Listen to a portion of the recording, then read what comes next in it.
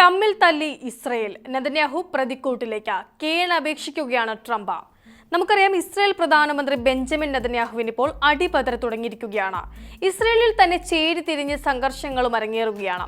അതും ചില്ലറക്കാരല്ല നെതന്യാഹുവിനെതിരെ ഇസ്രയേലിൽ തന്നെ രംഗത്തുള്ളത്. മുതിർന്ന സൈനികരും കൊല്ലപ്പെട്ട സൈനികരുടെ കുടുംബവുമൊക്കെയാണ് നെതന്യാഹുവിനെതിരെ രംഗത്തുള്ളത്. എന്നാൽ മറ്റൊരു പ്രധാന ചോദ്യം, എന്തിനായിരുന്നു ശരിക്കും ഇറാനുമായുള്ള ആക്രമണങ്ങൾ? ഇതിനു പിന്നിലും നെതന്യാഹുവിന്റെ കൂർമ്മ ബുദ്ധി തന്നെയാണോ? ഇതിനൊക്കെ ചുക്കാൻ പിടിച്ചത് ട്രംപ് ആണെന്നും പരസ്യമായ രഹസ്യം തന്നെയാണല്ലോ. എന്നാൽ ഇപ്പോഴിതാ നെതന്യാഹുവിന് പൂട്ടുവീഴുന്ന സാഹചര്യമാണ് അരങ്ങേറുന്നത്.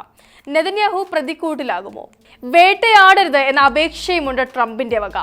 ഗാസയിലെ സൈനിക നടപടി അനന്തമായി നീട്ടിക്കൊണ്ടു പോകുന്നത് നെതന്യാഹുവിന്റെ വ്യക്തി താൽപര്യങ്ങൾ സംരക്ഷിക്കാൻ വേണ്ടിയാണെന്ന വിമർശനങ്ങൾ ഇസ്രയേലിൽ തന്നെ ഉയരുന്നുണ്ട്.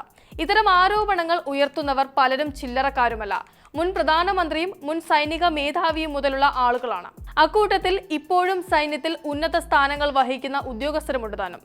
സർക്കാരിന്റെ നിലനിൽപ്പ് ഭീഷണിയിലാണ്. കേസും കോളുമായി നെതന്യാഹുവിന്റെ രാഷ്ട്രീയ ഭാവിയും പ്രതിസന്ധിയിലാണ്. ഇതൊക്കെയാണ് ആ വ്യക്തി താൽപര്യങ്ങളും രാഷ്ട്രീയ താൽപര്യങ്ങളും. വിദേശത്തും സ്വന്തം മണ്ണിലും സ്ഥിതിഗതികൾ കൂടുതൽ വഷളായതോടെയാണ് പെട്ടെന്നൊരു നാൾ ഇറാന് നേരെ ആക്രമണം ആരംഭിച്ചത് നെതന്യാഹു.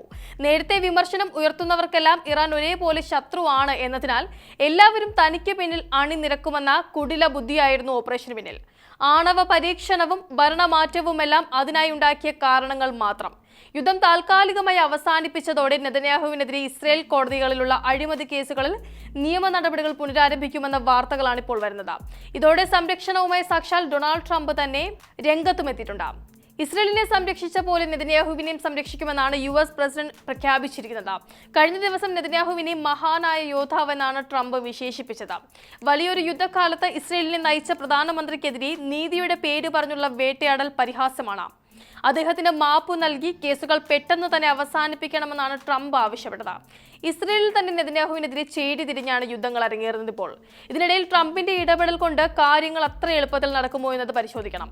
നെതന്യാഹുവിന്റെ ശക്തമായ നേതൃത്വത്തിൽ ചരിത്രത്തിൽ തന്നെ ഏറ്റവും വലിയൊരു ദശാസന്ധികളിൽ ഒന്നിലൂടെ കടന്നുപോയ ഇസ്രയേൽ അദ്ദേഹത്തിനെതിരായ വേട്ട തുടരുന്നത് പരിഹാസ്യമാണെന്നും മഹായുദ്ധകാലത്തെ പ്രധാനമന്ത്രിയാണ് നെതന്യാഹു. അദ്ദേഹവും ഞാനും ഒരുമിച്ചാണ് വലിയ ദുരിതങ്ങൾ താണ്ടിയതെന്നും ട്രംപ് പറഞ്ഞു. ഇങ്ങനെയൊക്കെ ആയിട്ടും ദീർഘകാലമായി അദ്ദേഹം നേരിടുന്ന രാഷ്ട്രീയ പ്രേരിതമായ കേസിന്റെ തുടർ നടപടികൾക്കായി അടുത്ത ദിവസം കോടതിയിൽ ഹാജരാകാൻ നിർദ്ദേശിച്ചതായി അറിഞ്ഞുവെന്നും 2020 മെയ് മുതൽ അദ്ദേഹം ഈ ഹൊറർ ഷോയിലൂടെ കടന്നു പോകുന്നുവെന്നും ട്രംപ് പറഞ്ഞു. മുൻപ് കേൾക്കാത്ത സംഭവമാണ്. ഒരു സിറ്റിംഗ് ഇസ്രയേലി പ്രധാനമന്ത്രി വിചാരണ നേരിടുന്നത് ഇതാദ്യമായിട്ടാണെന്നും ട്രംപ് എടുത്തു പറഞ്ഞു.